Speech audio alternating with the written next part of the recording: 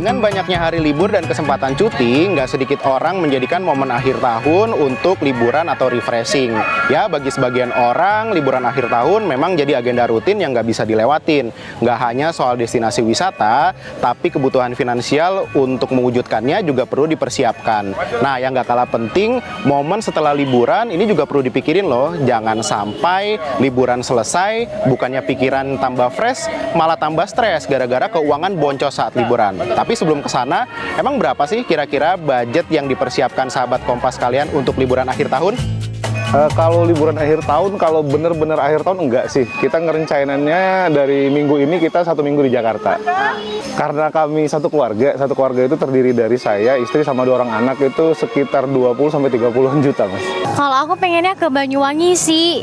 Kalau budget kayaknya pasti 10 juta ke atas sih, Kak. Rencana sih kita sekitar 7 hari atau seminggu lah di kota Jakarta. Range sih antara, ya nggak banyak sih, mungkin sekitar 10 sampai dengan 20 juta lah ya. Ada banyak alasan mengapa anggaran liburan akhir tahun penting untuk disiapkan. Salah satunya karena rencana anggaran tersebut bisa membuat pengeluaran untuk liburan tidak membengkak hingga berisiko mengacaukan kondisi keuangan. Meski begitu, menyiapkan anggaran liburan ini mampu menjadikan aktivitas liburan tetap menyenangkan. Nah, kabar baiknya, menghitung budget liburan bukan perkara sulit di era serba canggih ini. Semua informasi, mulai dari tarif transportasi hingga harga kamar penginapan, bisa kita cari lewat mesin Pramban. Lantas, yang jadi pertanyaan, ada nggak ya cara atau tips yang ideal menyusun budget liburan akhir tahun? Jadi lebih baik seawal mungkin lah. Minimal 6 bulan mungkin ya, 6 bulan sebelumnya sudah mulai menyiapkan anggaran untuk liburan. Sebenarnya kalau itu kan berarti masuknya ke budget keinginan ya, wants. Nah, wants atau keinginan itu sekitar 10-20% dari total penghasilan bulanan. Nah, dari situ apakah semuanya untuk liburan atau mungkin setengahnya saja masih diperbolehkan, tergantung seberapa besar. Misalnya mungkin ada keluarga yang, saya inginnya liburannya agak banyak nih porsinya untuk keinginan. Oke, mungkin 2 jutanya semuanya langsung masuk ke tabungan untuk liburan. Tapi kalau masih ada kebutuhan lain ya tiap bulannya, ya sudah mungkin bisa 50% ya, 1 juta untuk kebutuhan hiburan bulan itu, 1 jutanya untuk liburan di nanti di akhir tahun mungkin misalnya. Kalau budget sudah siap, segala keperluan akomodasi juga sudah siap, itu tandanya kita siap untuk liburan. Nah, yang perlu dipikirkan berikutnya, ada nggak ya tips untuk menjaga pengeluaran agar tidak membengkak saat liburan? Harusnya cukup sih, karena kan udah di-prepare dulu dari awal ya, harusnya cukup sih. Kalau saya sih insya Allah sudah memprediksi itu, karena memang kita sebelumnya memang sudah beberapa kali ke Jakarta, ya mudah-mudahan cukup untuk range gitu. Sebenarnya kalau dari prediksi sih 20-an, 30 itu untuk spare-nya ya. Jadi ketika ada pengeluaran yang membengkak itu, kalau prediksi saya 30 itu sudah lumayan sih. Bisa dimaksimalkan di 30 itu sebenarnya. Supaya kita juga nggak keganggu ya, pertama pastikan mungkin tidak pakai utang.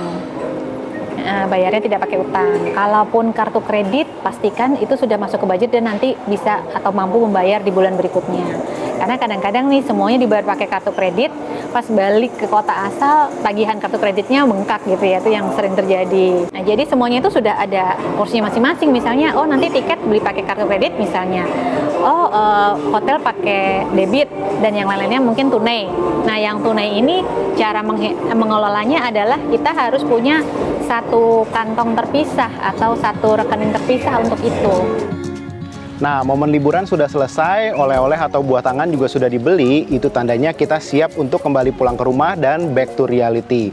Ini juga nih yang perlu diwaspadai, kondisi keuangan setelah liburan biasanya menipis. Nah, ada nggak ya tips untuk menjaga kewarasan kondisi keuangan pasca liburan?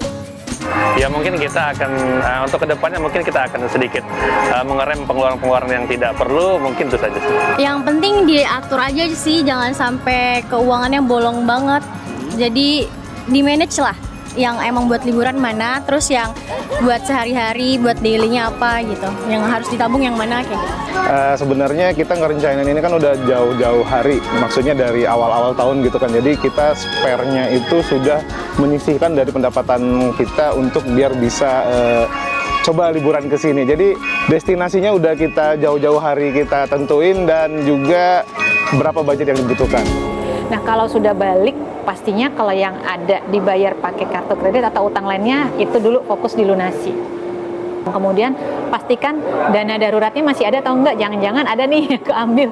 Kadang-kadang gitu ya, karena udah mumpung di sana, kapan lagi, akhirnya narik dari tabungan atau dana darurat. Jadi itu pertama utang dulu dilunasi, kedua dana daruratnya dipenuhin lagi, baru bisa mulai nabung lagi.